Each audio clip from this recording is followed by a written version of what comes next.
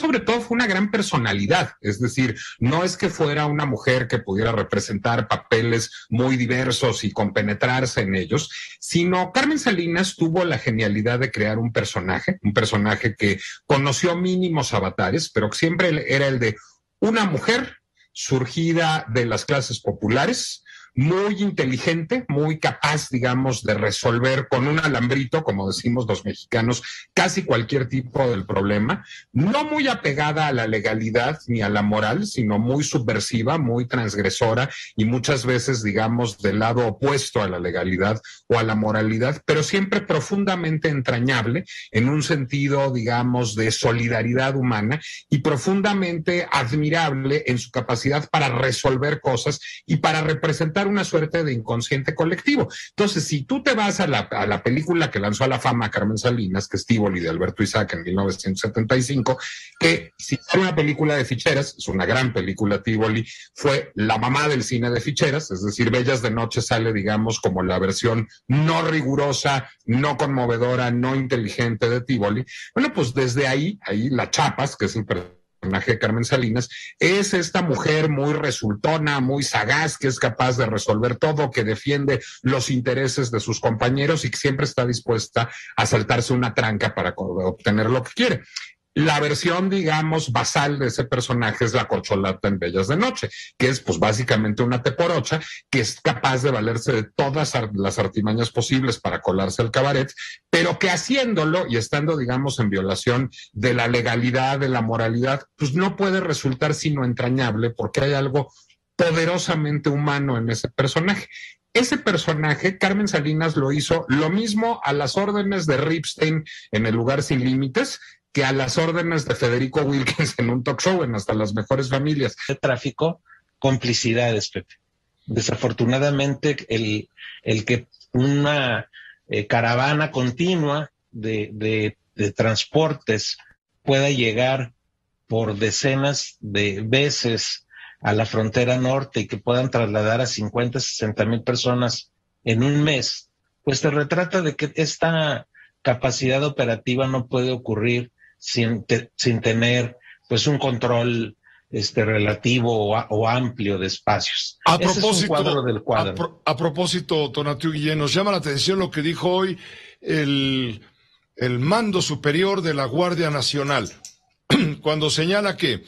a lo largo de los puntos de revisión y seguridad entre la frontera de Guatemala con México y la capital chiapaneca, no se detectó que haya habido alguna irregularidad. Esto nos hace pensar, ¿cómo es posible que un camión de 40 o 50 toneladas se vuelva invisible a las autoridades? Solamente sería posible con los polvos mágicos de la corrupción, ¿no crees? Te reitero, Pepe, que no sé en este caso en específico, no lo podría argumentar, pero no hay manera de explicar el tráfico si no hay también amplias complicidades. No es este caso. Este caso representa una de las prácticas en uno de los días en donde la población migrante es explotada y movilizada en estos mecanismos, pero si tienes a miles de personas que llegan a la frontera norte y utilizan igual trailers y utilizan igual otro tipo de vehículos por decenas de veces, pues algo raro está funcionando mal o algo raro está sucediendo en los controles o en las carreteras. Creo que planteas la introducción indispensable, más allá de lo que sucedió hace unas horas. Lo que debemos nosotros registrar es que esto sucede todo el tiempo, que está aconteciendo permanentemente, y es esta tragedia de una continua violación de los derechos humanos que está sucediendo al sur de nuestra frontera, a lo largo de todo nuestro territorio,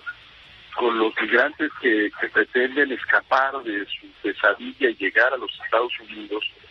y en donde creo que debemos nosotros reconocer la enorme responsabilidad que tenemos como país, como sociedad, por este trato tan inhumano que hemos dado a los migrantes de Centroamérica. Lo que nosotros exigimos de los norteamericanos cuando pasan nuestros conciudadanos del otro lado de la frontera, pues es algo que no estamos ni siquiera remotamente cumpliendo con nuestros vecinos del sur, y creo que la tragedia de hace unas horas pues simplemente es la desembocadura de una tragedia continua que está sucediendo ante la inacción de la política mexicana. El día de hoy, este planteamiento del presidente de la República, en donde nuevamente rehúye responsabilidad y ahora no la desplaza al pasado del horror neoliberal, sino que lo desplaza a los Estados Unidos, a un gobierno, el gobierno del presidente Biden, que no escucha sus propuestas, pues me parece que no justifica lo que está pasando en estos momentos en el sur de nuestro país, y es efectivamente, como nos recuerdas que decía hace poco Donatien bien, pues es una vergüenza. El programa al señor Trump y ahora se lo estamos arreglando al señor Biden. El señor Trump nos felicitaba a los mexicanos porque habíamos puesto 6 o 7 mil soldados para cuidarle a él la frontera del sur de México. Y esa vergüenza simplemente se convirtió en un lema de buena relación y de gratitud por parte del presidente de la República hacia el señor Donald Trump.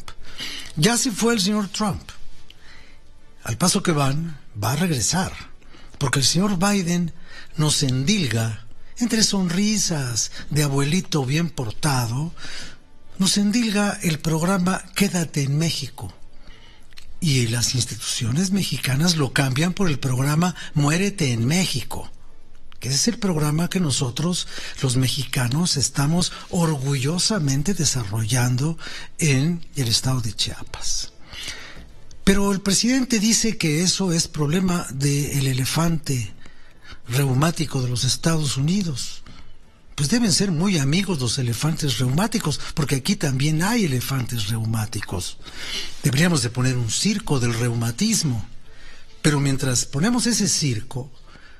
hay una enorme cantidad de muertos que murieron por la colusión, por la convivencia y la complicidad entre los polleros, los tratantes de personas y las podridas instituciones mexicanas que no pueden poner el orden en la frontera. Y ya ojalá que alguien se aprenda los nombres de estas 55 personas o 56 personas para que ahora también hagan su pase de lista, porque cada gobierno tiene sus muertos y estos muertos no son ni de Peña ni de Calderón. Factura en los términos legales es un comprobante de envío. A lo que voy con esto es que